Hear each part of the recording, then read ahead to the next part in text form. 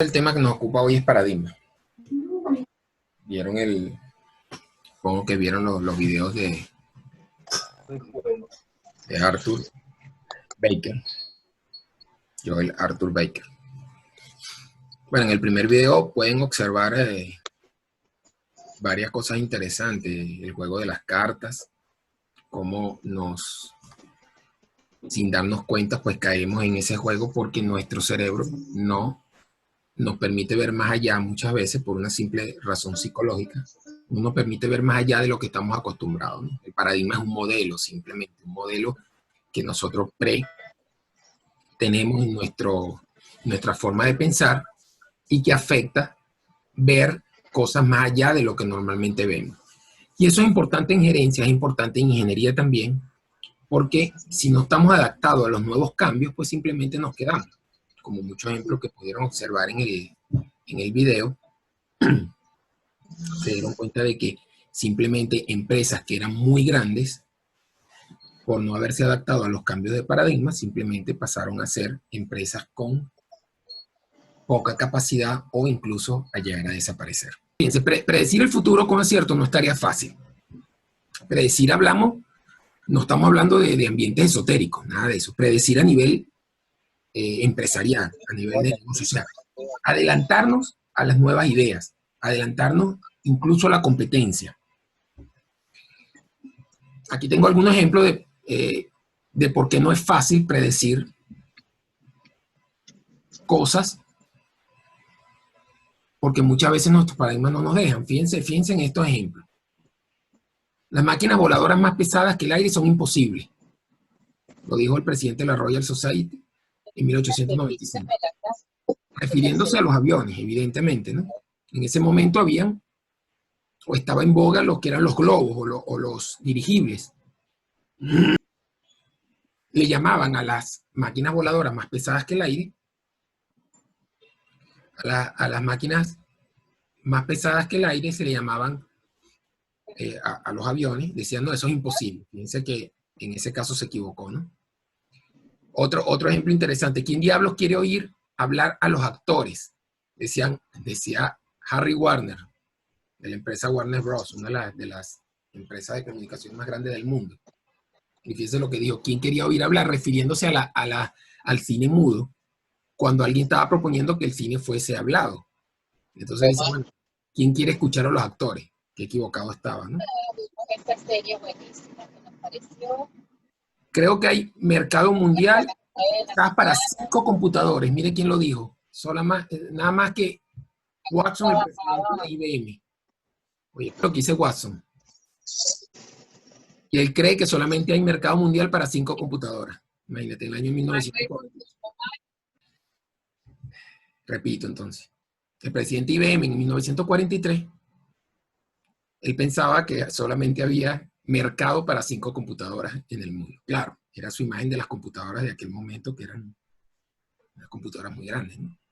Pero igual era ese modelo, esa imagen que tiene de un sistema en un determinado momento no me hace ver más allá.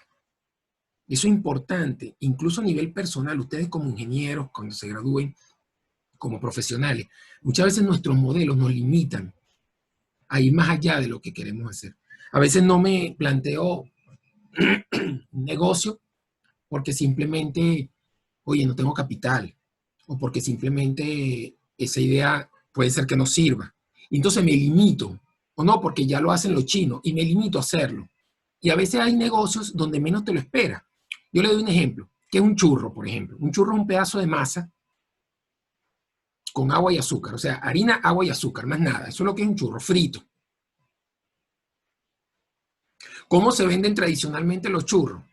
Bueno, es un carrito donde simplemente están friendo en la calle, tradicionalmente, digo, un carrito friendo en la calle, con un aceite que a lo mejor tiene, no sé, 300 años, ahí, ese aceite, con unos niveles de limpieza dudable, y cuando te lo entregan en una bolsita de papel, chorreando en aceite, una presentación terrible, pero igual la gente lo compra. ¿Qué se le ocurre a una empresa? Una empresa dice, vamos a cambiar ese modelo, el modelo de vender churro. Piense que el producto no es nada extraño, no es nada ni siquiera innovador. Es una cosa que inventaron, no sé, creo que los españoles hace como 300 años, 400 años, ni sé cuándo, pero existe hace muchos años. No es nada innovador. Pero ¿qué dice esta empresa? Vamos a cambiar el modelo como yo vendo ese producto. Vamos a crear un espacio agradable, bonito, colores pasteles, un ambiente limpio. La presentación. Y entonces nace Churromanía, por ejemplo. ¿Qué capital? Capital básico, porque era un negocio simplemente nada de cosas estrafalarias. Y esa idea, ese cambio de paradigma de vender churros, pues generó que además se crearan otras empresas que venden churros así en ese ambiente. Y para esta pionera de Churromanía, pues le generó a sus dueños pues un crecimiento económico, un negocio que crece hasta el punto que está ya como franquicia en diferentes países, incluso en un país tan exigente en cuanto a franquicia como Estados Unidos. O sea, tú ves a Churromanía en uno de los centros comerciales más grandes de Miami. Entonces, ¿dónde está el detalle? El detalle es en ver cómo yo hago para cambiar ese modelo, o por lo menos para ser pionero en un nuevo modelo de paradigma. Entonces, es no ponerse límites a la creación de una idea, de un negocio. Otra idea interesante de cambio de paradigma era el Tamagotchi, creo que se llama la mascota esta virtual. Esa mascota creo que la crean en el año 99, 98, por ahí. Es un cambio de paradigma. La electrónica que tiene esa mascota es sumamente básica. Cualquiera de ustedes en el laboratorio que estudiaron electrónica digital o el laboratorio de sistema embebido, cualquiera de esa electrónica básica es capaz de hacer algo más complejo que esa mascotica virtual. O sea que no es nada complicado. En donde reside la idea, lo brillante de la idea, era el cambio de paradigma. Antes de eso, el modelo es mascota, es un ser vivo que tú tienes y que cuidas de que nace. Una máquina no es mascota. Ahí estaba el paradigma, el modelo. Cambiamos el modelo, dice alguien. No es que lo dice con esas palabras, sino en el momento que crea una mascota virtual, una mascota electrónica, está cambiando el modelo del tipo de mascota y simplemente la gente se dio cuenta que podía tener una mascota, que no tenía que ser un ser vivo, y esto que tuvo un éxito impresionante el primer año de venta. Se agotaron, no daban abastos para fabricar ese primer año, ni el segundo año. Y por muchos años estuvo siendo un producto que se vendía bastante, millonario. Hasta el punto que todavía hoy en día, claro, ya no tiene esa venta, pero todavía hoy en día hay negocios que de repente la consiguen en Estados Unidos. Y dice, mira, todavía la vende, a lo mejor venderá una al año, yo no sé ahora, pero en el momento fue una idea que revolucionó y que probablemente a los dueños accionistas de esa empresa pues les trajo muchas ganancias. Entonces, ¿en dónde reside el detalle? No era en el producto. Muchas veces no es en el producto. Claro, otras veces sí es innovador en el producto, pero muchas veces simplemente ver cómo yo hago para que ese producto tenga un cambio en el modelo de uso, de distribución, de venta, para poder ser exitoso. Otra frase interesante de un director de una empresa importante de computadoras decía, no existe razón alguna para que los individuos tengan un computador en su hogar. Imagínate, hoy en día lo tienes hasta en tu bolsillo, en el teléfono, computador. Lo más probable es que ahora en los Estados Unidos no consigan con honor la promesa del presidente Kennedy cuando dijo que dijo que antes de 1970 el hombre llegaría a la luna. Bueno. Entonces fíjense que hay detalles, y como eso hay muchos más, que nos hacen ver qué equivocados en un momento dado de la historia estaban ciertas personas haciendo ciertas afirmaciones. Entonces, ¿qué nos decía Joel Baker en su video? Nos decía que un paradigma es un conjunto de reglas, ahí decía reglas y disposiciones, o reglas y reglamentos, decía, que hacían dos cosas, nos establece límites. O sea, ese modelo nos establece límites, nos dice hasta ahí podemos llegar. Más allá no es posible. Eso es nuestro modelo. Fíjate que más allá no es posible. Eso no significa que sea verdad. Simplemente ese paradigma no establece límites. Fíjense, interesante el caso de la relojería, que lo plantea también Joel Becker en su video. ¿Cuál era el principal fabricante de relojes del mundo? Pues Suecia. Y fíjense como en cabo de 10 años, o menos de 10 años, pasó de ser del primero a simplemente un fabricante con una porción muy pequeña, de tener el 80%, 70% de las ganancias del mundo a tener un 10% de participación solamente. Imagínense eso, es como que tú tienes aquí una panadería y tú le vendes en tu organización el 70% del pan y de repente, de un día para otro, empiezas a vender solamente el 10%. Ay, ¿qué pasó? Bueno, alguien está vendiendo algo porque la gente sigue comiendo pan. Y algo que está haciendo esa persona no lo hiciste tú. Ahí está el problema. ¿Qué pasó con la relojería? Bueno, no le creyeron que podía ser posible que un reloj fuera diferente a lo que ellos pensaban que era un reloj. Entonces, cuando alguien tenga una forma de pensar diferente, sean tolerantes, no simplemente aparten esa idea, escuchen, vean esa idea, porque eso quizás tenga muchas respuestas para nuevos propósitos, o quizás ahí está un detalle interesante para nuevos negocios. Otro de las cosas que hace es que indica cómo comportarse dentro de esos límites para tener éxito. ¿Por qué? Porque, bueno, si él te define unos límites, ese modelo también te dice cómo hacer las cosas. Eso es lo que significa, cómo hacer las cosas para tener éxito. Si tú lo haces de esa manera, pues tienes éxito. Si lo haces de otra forma, dice el paradigma, dice ese modelo, no tienes éxito.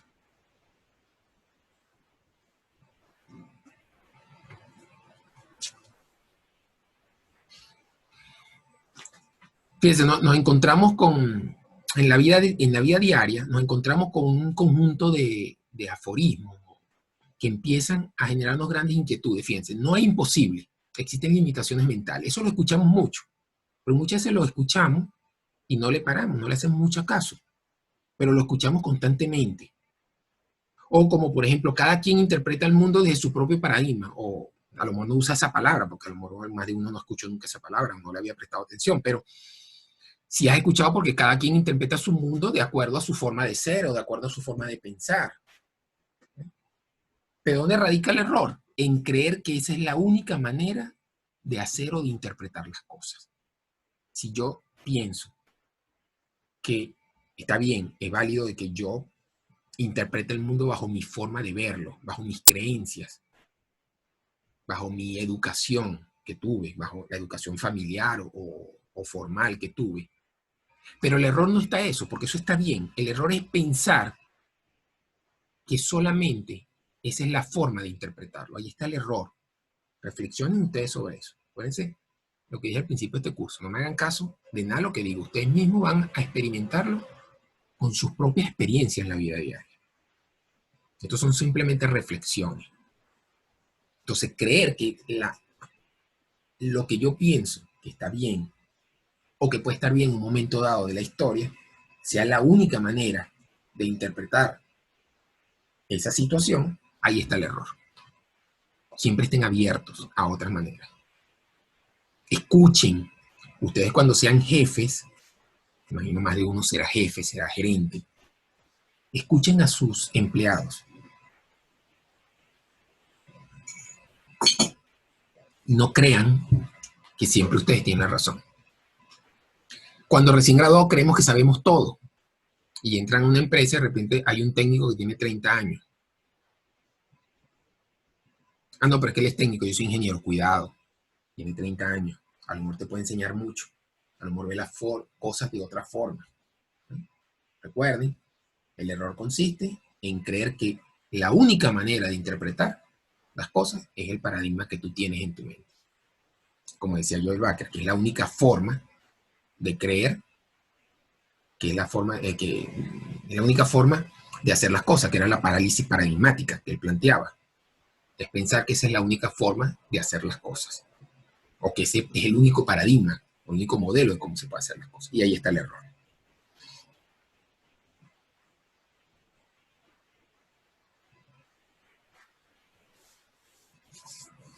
Bueno, desde una perspectiva gerencial, que es la que nos interesa, ¿no? Aquí hay dos cosas que muchas veces se contraponen, pero que se pueden llevar a la par, como es el gerente y el líder. Muchas veces el gerente puede ser líder, pero no necesariamente el gerente es un líder como tal. Lo ideal es tener las dos cosas, ser gerente y ser líder dentro de la empresa. El gerente administra, el líder innova o plantea las innovaciones. El gerente tiene una visión limitada, generalmente, a su espacio, a lo que tiene que hacer. El líder tiene una perspectiva de largo alcance. El gerente pregunta cómo y cuándo, porque le interesa cumplir objetivos. ¿Se acuerdan cuando hablamos de objetivos? En cambio, el líder pregunta qué y por qué. O sea, va más allá. ¿Por qué estás haciendo eso así? No cómo, ni cuándo lo vas a hacer, sino por qué. El gerente tiene un ojo en la línea inferior. En cambio, el gerente tiene su ojo en el horizonte. O sea, otra vez la palabra ve más allá. Los gerentes exaltan el paradigma prevaleciente. El gerente generalmente se queda en el modelo que conoce, en el modelo que está trabajando, en el modelo como se están haciendo las cosas en la empresa. Por eso a veces es tan difícil hacerle creer a una persona que puede hacerse diferente. Acuérdense el primer momento del primer documental, donde están sentados en una sala de reuniones, y en esa sala de reuniones hay una persona que está tratando de explicar una nueva idea, sin embargo, todos los demás estaban pendientes de otras cosas, o sea, ni siquiera le estaban escuchando. Porque puede ser que no estés de acuerdo, pero por lo menos escúchalo, ¿no? Uno estaba pensando que tenía que ir a buscar al hijo, el otro estaba pensando que cuándo se va a acabar esto, que qué fastidio, ni siquiera estaba escuchando. Y eso fue lo que le pasó a los suizos, ni siquiera plantearon la posibilidad de que eso, la posibilidad, no es que fuese la seguridad, sino la posibilidad, a tal punto que ni siquiera registraron esos derechos. O sea, no creían en absoluto, porque si alguien más o menos dice, bueno, más o menos puede ser, yo lo registro por si acaso, yo lo cuido como derecho de autor, pero ni siquiera, no le tenían absolutamente ninguna posibilidad a que un reloj fuese de cuarzo, un reloj fuese electrónico. Hoy en día se mide, prácticamente todos los relojes se miden con cuarzo, aunque hay todavía relojes mecánicos, pero el tiempo básico se mide con cristal de cuarzo, que es mucho más preciso. En cambio, los líderes aquí finalmente guían entre paradigmas. Por cierto, un detalle interesante sobre los relojes que la gente le llama cronómetro a lo que son los cronógrafos. Llamas cronómetro a estos relojes que miden tiempo. Cuando una carrera, no, empieza el cronómetro. Eso no es un cronómetro. Eso es un cronógrafo, que es el que mide tiempos parciales. El cronómetro, que es precisamente sobre relojes muy precisos, es un sello simplemente. Un sello que se le da a algunos relojes, indicando que ese reloj tiene una precisión muy alta. O sea, que tiene muy poco cambio a lo largo del año. No sé, un segundo, medio segundo, un año se puede adelantar o retrasar. Son relojes que son muy precisos. Entonces ustedes se darán cuenta, sabiendo esto, cuando van a ver que hay algunos relojes dentro de algunas marcas, no es que ni siquiera todas las marcas, de repente tú ves que Rolex tiene algunos relojes que son cronómetros, entonces abajo dice certificado cronómetro. Es un sello, una certificación que tiene, como hablamos antes, un sello ISO 9000, que es una certificación, en este caso un sello de precisión del reloj. Cuando tú compras un reloj que es cronógrafo, tú tienes la seguridad de cronómetro, perdón, que tienes la seguridad de que es un reloj muy preciso.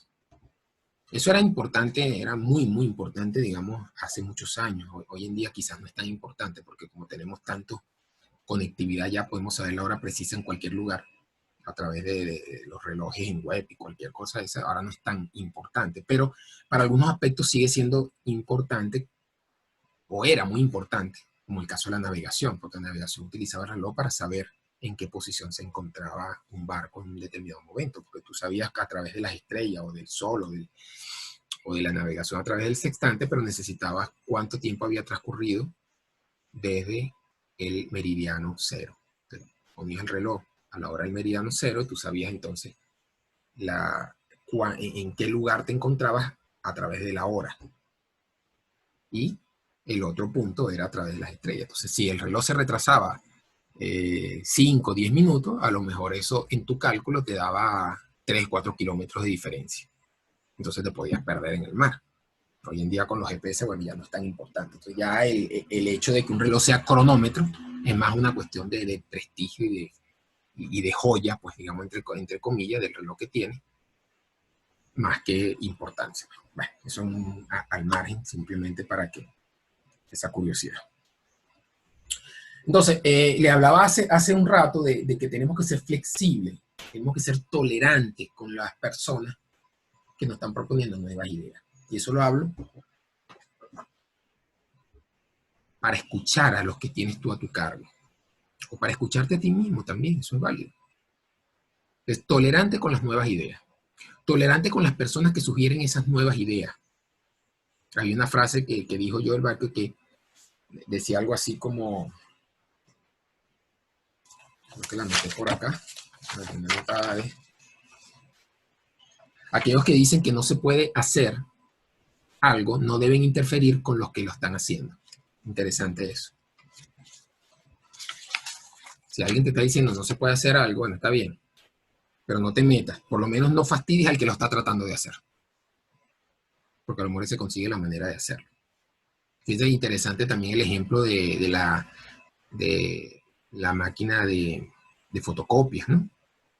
A quien le plantea la idea, fíjense lo que perdió ese fabricante que le plantearon la idea. Tenía un tesoro en las manos, la fotocopia. Hoy en día prácticamente todo el mundo tiene una fotocopiadora, que además eso trae como consecuencia otras cosas, como es la impresora láser, porque la impresora láser es un hijo, digamos, directo de lo que es una fotocopiadora. Entonces dirán, bueno, hoy en día se está usando menos impresora, menos fotocopiadora porque las cosas se escanean, ok, pero se usan las impresoras láser, todo es un conjunto. Y toda la ganancia que le trajo a empresas como Xerox, Canon, etcétera, que son líderes en fotocopiadoras. Y esta empresa que no se sabe quién pudo ser, una empresa de fotografía, quizá pudo ser la Kodak, quizá quién sabe quién pudo haber sido, la que rechazó eso simplemente porque decía que la fotografía no se hacía de esa manera, sino de otra manera. Todas las ideas que se pueden haber perdido o las oportunidades que puedes haber perdido por no estar pendiente. ¿Cuántas veces no ha pasado también? Otra de las cosas que dijo Joel Becker en el Pionero de Paradigmas, que cuántas veces pasa de que nosotros dijimos, pero eso lo hubiese podido hacer yo. Ay, ¿por qué no lo hiciste? Decía él. Tolerantes con las personas que ven el mundo de una manera diferente a la nuestra.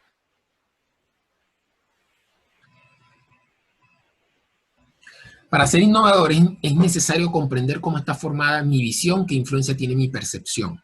¿Okay? Si yo quiero innovar algo, imagino que alguno de repente tiene esa espinita de querer innovar, de querer crear algo. Oigan bien, el crear y el innovar no necesariamente es un producto como tal.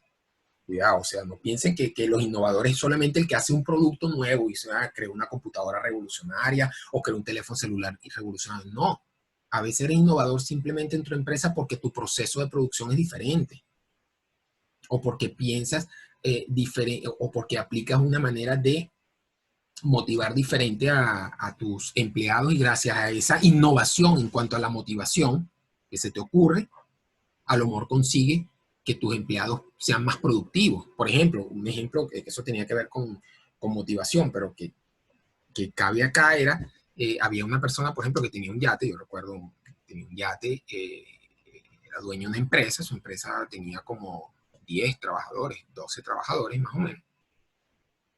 Y él tenía un yate bastante cómodo, grande, y él se le ocurrió la idea, le decía, mira, yo de repente le doy una motivación en dinero y se lo van a gastar y a lo mejor no le queda nada. Y él se le ocurrió decir que, bueno, como eran 10 o 12 personas, los que tenían, decía, yo te voy a dar a ti como motivación un fin de semana completo en mi yate.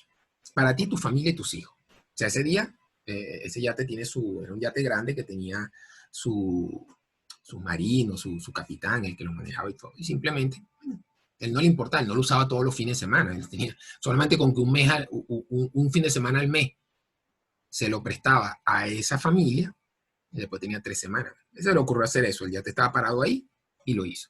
Bueno, eso creó una motivación súper interesante porque las personas iban a vivir, esas personas, una experiencia que nunca habían vivido, tenían un fin de semana en un yate, se iban a alguna isla, yo no sé a dónde se iban, y la pasaban de una manera, bueno, bien interesante, pues lo disfrutaban y era con su familia. Y eso creó una motivación. Es una innovación, pues. Es una innovación dentro del campo de la motivación, porque a lo mejor nadie lo había hecho, y eso trajo como consecuencia que las personas se comprometieran más con la empresa, que fuesen más productivos y que fueran más leales. Otra cosa interesante que plantea Joel Baker es la regla de retorno a cero. Yo creo que una de las cosas más importantes que él plantea ahí en el video, la regla de retorno a cero. Él dice que cuando cambia un paradigma, todas las empresas vuelven a cero. ¿Qué significa que vuelven a cero? Que las empresas tienen casi que la misma oportunidad en ese nuevo paradigma. Cuando tú quieres meterte en un mercado, el mejor, si tú no eres ese mercado, el mejor momento de meterte es cuando hay un cambio de paradigma. Porque todas las empresas, grandes y pequeñas, están en cero, están empezando. No se tienen toda la información, está creciendo. Era esa curva que él hablaba donde estaba innovando, donde se tenía poca respuesta, aquí no habían respuesta en esta parte, lo que había era preguntas, pero ya cuando están en esta etapa, ya todos conocen, pero entonces ya hay muchos. ¿Quiénes ganaban más? Los pioneros, porque eran los que llegaban y agarraban la mejor tajada. Él hacía esa referencia en ese video, o hacía esa analogía con los pioneros del oeste norteamericano. Si ustedes se ponen a ver, se sitúan en ese momento, que era irse para el oeste. Eso no era como irse ahorita para La Guaira. No, me voy para La Guaira, agarro, me voy a la playa, ¿no? Ahí no había nada. En esa época, estamos hablando de hace 200 años o más, no había nada. Tú no sabías qué había para ese lado. No tenías un avión para ir a ver si habían animales salvajes, si habían indios salvajes. Tú no sabías absolutamente nada. Era un territorio totalmente desconocido. Entonces, ¿qué hacían esas personas? Se arriesgaban completamente a lanzarse a eso. Por eso le llama pioneros de paradigma. En ese caso eran los pioneros de Norteamérica, se llaman los pioneros, porque ellos pues crearon, digamos, esa parte de Norteamérica. Pero algo parecido lo hace con los paradigmas. Tú cuando te montas a un nuevo paradigma eres el pionero, no eres el creador del paradigma. No tienes que ser creador, pero puedes ser pionero. Como Japón. Japón ha sido tradicionalmente pionero de paradigma. Simplemente toma las ideas cuando están creciendo aquí, en este momento, y las desarrolla. Él decía, no todos tenemos que ser creadores de paradigmas, pero sí estamos llamados a ser pioneros de paradigmas. ¿Cuáles eran las tres, por cierto, las tres características del pionero de paradigma? Recuerdan que lo estaba diciendo. Primero es la intuición. Que decía Thomas Hobbes, es esa capacidad de tener información o de tomar decisiones con poca información. Muchas veces esa corazonada, como nosotros llamamos, bueno, no sé por qué tomé esa decisión, pero algo me hacía pensar de que debía tomarla. Thomas Hobbes, que es un autor que cita a Joel Baker, que hizo un libro de las innovaciones científicas, la revolución de las innovaciones científicas, creo que se llamaba el libro, interesante ese libro. Él decía que era acto de fe, le llamaba a esa intuición, acto de fe. Era como que, bueno, yo tomo esa decisión y no tengo a lo mejor toda la información. A veces la pego, a veces no.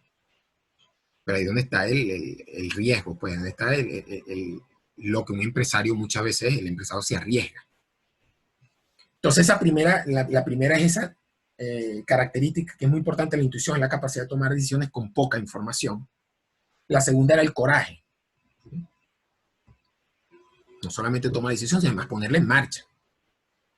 A veces como dice, bueno, yo tengo esta idea de hacer este negocio, pero, oye, no sé, pero como que me da miedo porque mejor un trabajo, y bueno, el trabajo, el 15 y último, tengo seguro mi sueldo y tengo los beneficios, y bueno, tienes tu trabajo, está bien. Entonces a veces falta ese coraje de arriesgarse. Él le llamaba en la voluntad de afrontar grandes riesgos. Entonces, Tercero, el compromiso con el tiempo. A veces no es inmediato, a veces tenemos que esperar mucho tiempo. Hay cosas que tienen que pasar muchos años hasta que logres conseguir la respuesta o logres conseguir el éxito. Pero tienes que tener ese compromiso con el tiempo. Si de verdad tienes la intuición y de verdad tienes ese coraje, pues simplemente espera lo que llega.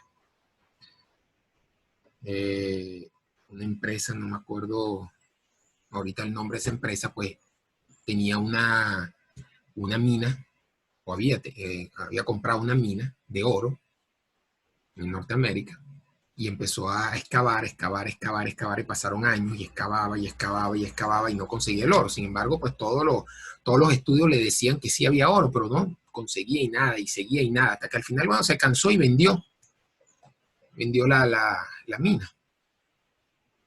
Y el que la compró, creo que no pasó ni un mes, consiguió la veta de oro, o sea, estaba ya cerca. Claro, ¿cuándo saberlo? No se sabe, ¿no? Por eso es el compromiso con el tiempo. Y algo interesante que hablaba también Baker era que la gente le echa la culpa a la suerte. No, eso porque tuvo buena o mala suerte. La suerte como concepto no existe. O sea, ¿qué es la suerte? Es el azar. Porque a una persona le dicen que tiene buena suerte, ¿no?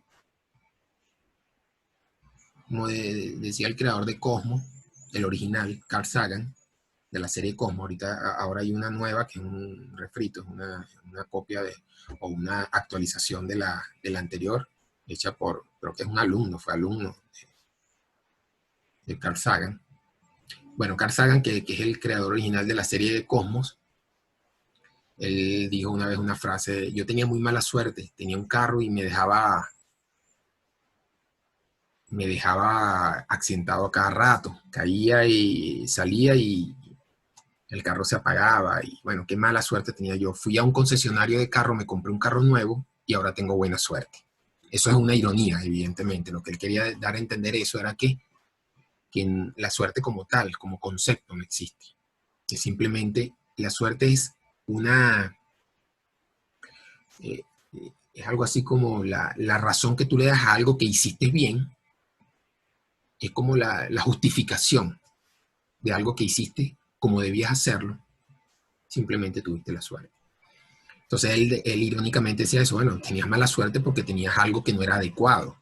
Cuando tuviste algo que es adecuado, un carro nuevo, entonces dejaste de tener la mala suerte que se refería a que te dejara botado, ¿no? Claro, cada quien puede creer lo que crea. Yo simplemente estoy hablando a nivel de conceptos objetivos. Bueno, ¿en qué consiste de que alguien haya ganado la lotería? Bueno, eso es otra cosa, ¿no? Cuestiones del azar, ya verán. ¿Okay? Pero como concepto, tú no le puedes decir de que una persona que hizo lo que tenía que hacer es porque tuvo buena suerte. Simplemente porque hizo lo que tenía que hacer en el momento que tenía que hacerlo. Uno de los problemas también es procrastinar, o sea, dejar las cosas para después. Eso es terrible. Eso es dejar las cosas para después, es no hacerlas muchas veces. Y después justificar el no hacerlo.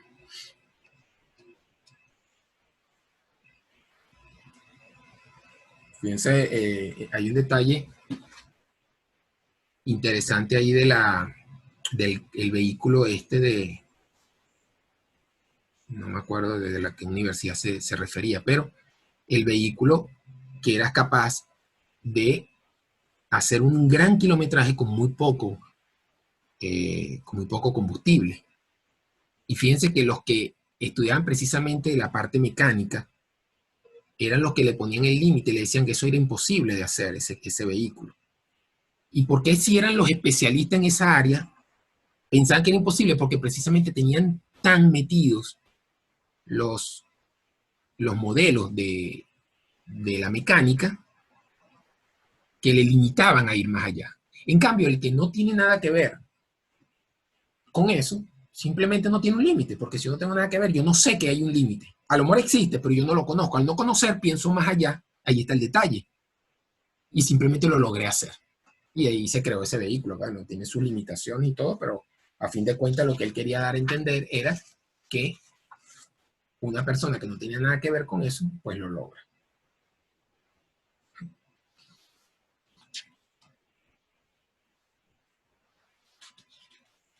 Otro de los ejemplos que él daba interesante era lo del corredor de la tribu paraguayana, se llamaba. Como esas personas que nacen con el modelo de que tú puedes correr, que puedes ir más allá, simplemente no te limitas y eres capaz de hacerlo. En vez de una persona de que nace, no, tú no puedes correr 40 kilómetros. Eso es mucho, entonces simplemente te limita, no, correr no, caminar sí, pero correr no. Era una de las cosas que decía.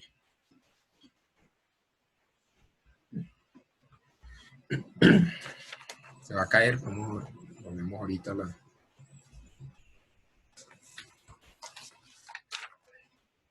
Seguimos acá mientras tanto.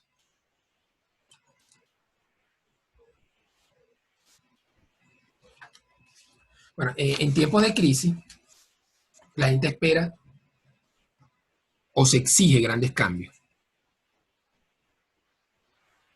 Esta situación de crisis que estamos viviendo acá, que puede ser o que vive el mundo entero, diferentes tipos de crisis, por ejemplo, en este caso la crisis de salud, hace que prepare el escenario para cambios, y esos cambios son nuevos paradigmas, nuevos modelos. De crisis se esperan los cambios. Las crisis generan esos cambios, y muchas veces en momentos de crisis donde se crean los cambios de paradigma más revolucionarios, los cambios más fuertes, porque esa crisis genera una necesidad importante de cambiar la forma de hacer las cosas o de presentar las cosas. Nosotros actualmente estamos viendo crisis prácticamente en todas las áreas, a nivel de país, y a nivel del mundo pues también hay otras crisis, pero a nivel de país estamos viendo crisis en todas las áreas, económicas, sociales, culturales, ahora de salud. Y entonces esto genera cambios de paradigma. Es el momento, muchas veces es el momento de generar esos cambios de paradigma. O de ser pionero en alguno. ¿Cuál es esa secuencia a ese posible cambio de paradigma? Fíjate, hay unos pasos que se sacan de más o menos de esa conversación. Es que primero el paradigma establecido comienza a ser menos efectivo. Tú te das cuenta de que como se están haciendo las cosas, ya no es tan efectivo como antes. Tú empiezas a notar esa diferencia. Fíjense que estamos hablando de cualquier ámbito, puede ser cultural, político, económico, de salud, cualquier área. Cuando tú empiezas a notar de que el modelo que se está utilizando deja de ser efectivo, es donde empieza a haber cambios de paradigma. Por ejemplo, en los años 70 los carros eran muy grandes, 60, 70, porque el combustible era muy barato. Cuando el petróleo sube de precio de manera importante en los años 70, con las crisis petroleras que hubo en ese momento, pues las empresas de vehículos se planteaban un nuevo cambio, un modelo nuevo. El vehículo tenía que ser eficiente. Antes no me importaba la eficiencia, no me importaba que consumiera combustible porque simplemente era barato y había en todas partes. Cuando empieza a haber una crisis energética, entonces se plantea un cambio. Esa necesidad hace que los vehículos sean más eficientes y que se crean motores y mecanismos de ahorro de combustible, de ser carros más livianos para que sean menos, consuman menos, de ser vehículos con motores más pequeños, con diferentes maneras como manejan el vehículo, pasan a ser de carburadores a inyectores, etcétera, diferentes cambios. La comunidad afectada de eso que es menos efectivo, él sería el segundo punto, se da cuenta de la situación y ya empieza a perder confianza a ese modelo, a ese paradigma. Y quizás no es tanto perder confianza la palabra, no, o sea, sirve perder confianza, pero también ya no le empieza a hacer caso a esas antiguas reglas, sino que empieza a buscar otras. Luego, bueno, a medida que aumenta la turbulencia, disminuye más todavía la confianza. Quienes han creado o identificado un nuevo paradigma ofrecen la solución. Entonces aquí aparecen los nuevos modelos. Ahí alguien dice, bueno, mira, yo tengo este nuevo modelo, y ahí es donde se plantea si realmente ese nuevo modelo soluciona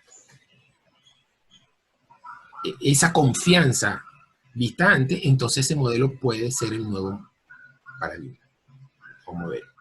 Si simplemente no soluciona, pues ese queda en desuso y se ven otros. Pero ese es el momento, en ese momento en que disminuye la confianza en el paradigma anterior, es el momento de introducir un nuevo paradigma.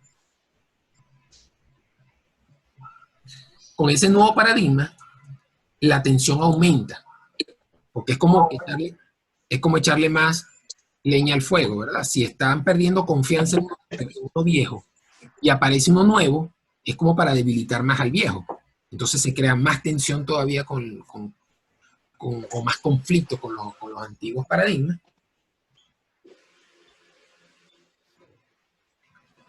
La comunidad se ve alterada y exige soluciones claras. Ya no solamente es el paradigma como modelo, sino ahora quiero ver la solución a eso. Quiero ver ese carro que realmente está dando más eficiencia. El ejemplo del vehículo. Entonces yo tengo el vehículo, el nuevo paradigma es un motor más pequeño que ahorra combustible. Ajá, lo estoy proponiendo como un nuevo modelo, pero ya yo quiero ver eso, porque ya es tanta la tensión, ya yo no puedo pagar ese combustible que es muy caro o no hay. Entonces yo quiero una solución y empiezo a exigir la solución. También se puede ver en el ambiente político. Y perfectamente cuadran esos puntos. Vean que lo llevamos al ambiente político y también un posible cambio de paradigma. Bueno, el modelo político que está llevando un país determinado, un estado determinado, se hace menos efectivo. Ya no cumple con los requerimientos de las personas. Empiezan las personas a perder confianza de esas reglas, de ese paradigma que están. Aumenta la turbulencia. Fíjense que cuadra muy bien con el ambiente político. Quienes crean o presentan un nuevo paradigma ofrecen las soluciones. Una oposición, por ejemplo, ofrece unas soluciones. Si esas soluciones son adecuadas, pues esa turbulencia se hace más acentuada, si no, simplemente se desecha hasta que venga otra que ofrezca mejores soluciones. Finalmente, un nuevo paradigma es el que ofrece la solución. La comunidad afectada acepta ese paradigma, Fíjate que aquí habla como un acto de fe, porque ya ve que ahí se puede ser la solución, pero todavía no se ha aprobado. Pero acepta uno y se va por ese. Y a medida que se van por eso, pues aumenta el apoyo y finalmente la turbulencia se desvanece. ¿Por qué? Porque ya ese nuevo paradigma empieza a resolver esos problemas no resueltos y empieza otra vez a andar normalmente. Si estamos hablando del ambiente político, pues ese nuevo gobierno, esa nueva forma política de hacer las cosas, plantea la solución y la gente pues le da ese voto de confianza.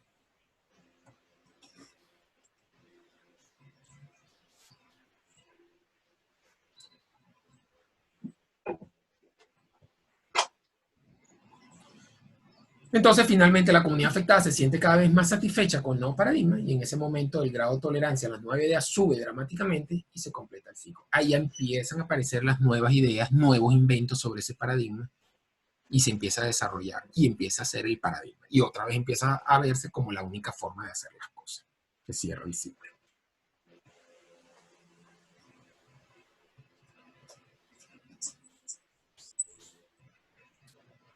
Por ejemplo, algunos ejemplos de cambio de paradigma. La comunicación IP. Fíjense que ese es un ejemplo que les atañe directamente a ustedes porque tienen que ver con el área de telecomunicaciones. Y fíjense lo interesante de la comunicación IP.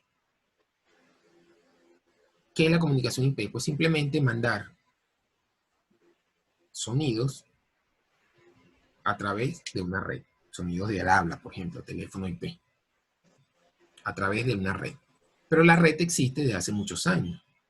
Sin embargo, la telefonía IP como tal, como comercialmente, existe desde hace unos 10, 15 años. Pero la red existe desde hace mucho más, desde 30, 40 años. ¿Por qué no había telefonía IP antes? Bueno, porque el modelo, el paradigma de las redes era datos. No era comunicación, no era voz, era datos. Como tal, la gente que desarrollaba redes decían, una cosa es voz y una cosa es datos. Entonces yo paso la voz por un cable y por ahí me comunico en banda base o en lo que sea, y por otro lado, envío datos. Cuando a alguien simplemente se le ocurre, dice, bueno, mira, pero la voz puede ser un dato. Simplemente digitalizo esa voz, la convierto en datos y la envío por la misma red donde estoy enviando datos. Se abre un nuevo panorama, se abre un nuevo modelo y automáticamente se hacen las cosas de diferentes maneras. Entonces ahora yo puedo comunicarme a través de una computadora por otra persona, puedo comunicarme a través de un teléfono que no es llamada propiamente, como en el caso de las videollamadas o llamadas por WhatsApp, por ejemplo. Gracias a que a alguien se le ocurra decir, bueno, mira, la voz puede ser un dato. Entonces fíjense que a veces la solución la tenemos en nuestra vista, la tenemos delante de nosotros, pero simplemente por nuestro modelo evitamos eso.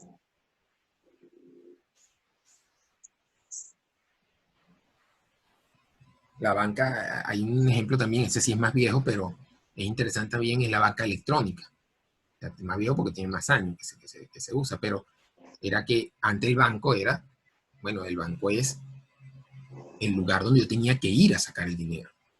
Era el lugar donde yo tenía que ir a depositar el dinero como tal. Donde yo tenía que hacer todas las transacciones era en el banco. Crea un nuevo modelo, la banca electrónica, y ahora prácticamente todo se puede hacer desde un computador o desde un teléfono celular.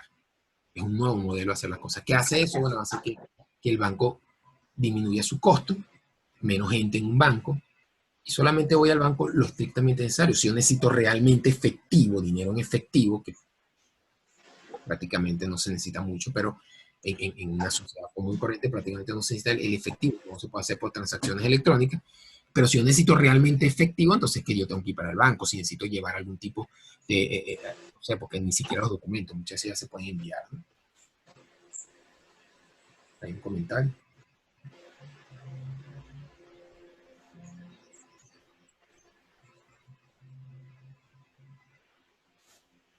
Okay.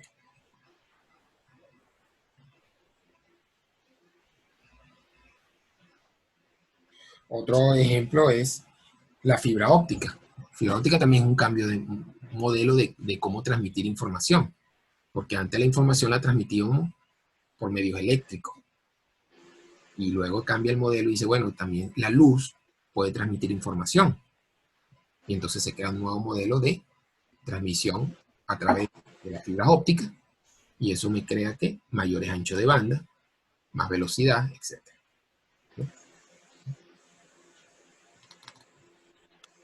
Hay un ejemplo también interesante de eso sí tiene muchos más años, la máquina de coser. Fíjense que hay un detalle, mucha gente trató de crear una máquina de coser. Antes se cosía a mano, ¿verdad? Estoy hablando de, evidentemente, muchos años, ¿no? Estamos hablando de más de 100 años, 200 años, no sé exactamente cuándo se creó la primera máquina exactamente, pero había mucha gente que estaba tratando de crear una máquina de coser. Pero ¿cuál era el modelo de la máquina de coser? El modelo de la máquina de coser era que la aguja, ese detalle bien simpático también, el modelo de la aguja era algo así, ¿verdad? Yo tenía un ojal, la aguja era así. Entonces, aquí tenía el ojal por donde iba el hilo, y aquí tenía la punta. La persona agarra, evidentemente agarra la aguja por este lado y hace la costura hacia este sentido. Ese era el modelo de coser. Tú coses con el hilo por detrás. La gente que estaba tratando de crear las máquinas, que tuvieron mucho fracaso, trataban de hacer una máquina de coser bajo ese concepto, de que entrara una aguja y de alguna manera saliera, y era muy complicado. De hecho, no lo lograron, como por lo menos no tuvieron éxito. Hasta que a alguien se le ocurre el modelo y dice, bueno, pero espérate, ¿por qué la aguja tiene que tener el hilo detrás? ¿Por qué no tiene delante? Y entonces, ¿dónde se crea? O sea, ahora tenemos la aguja y el hilo va acá. Y gracias a gracias a eso, pues que se creó la idea de la costura a máquina. Y ahí se crea la máquina de coser, que hoy en día, pues bueno, hay miles de tipos de máquinas de coser en todos los ámbitos. Por ahí leí, no sé si será verdad, que el que se le ocurrió eso fue porque lo tuvo un sueño. Estaba soñando y supuestamente estaba soñando que lo estaban persiguiendo unos indios en caballo. Y cuando le lanza una especie de palo, de lanza, se da cuenta que la lanza tiene un hueco en la punta. Y esa persona que está buscando la solución, ve y dice, bueno, mira, poner el hilo en la punta. Y quizás, si en el momento se lo planteaba alguien, dice, no, tú estás loco, una aguja no puede tener hilo en la punta. Pero simplemente con ese pequeño detalle, logró que se le ocurriera crear un invento, bueno, que revolucionario. Otra cosa interesante es el iPod también. El iPod, en ese caso, no crea el iPod. Yo digo el iPod de música, como comienza a resurgir Apple. Apple empieza como una empresa de computadora que tuvo un éxito parcial en su momento y luego cae prácticamente casi que en quiebra.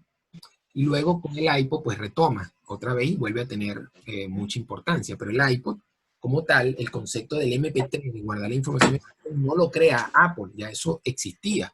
Apple toma ideas, pionero en eso, se le ocurre la manera, presenta el iPod, lo presenta de una manera que no lo habían presentado en el momento, se le ocurre algo así, con una pantalla acá, poder almacenar y tener acá una especie de mouse, de pad mouse, una especie de pad mouse, y decía, bueno, el concepto, puedo llevar toda la música que yo uso prácticamente en un solo dispositivo.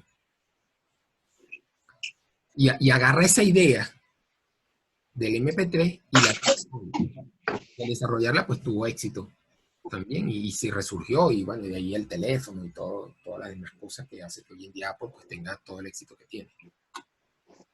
Y así si seguimos pues nos damos cuenta que hay cantidad de ideas.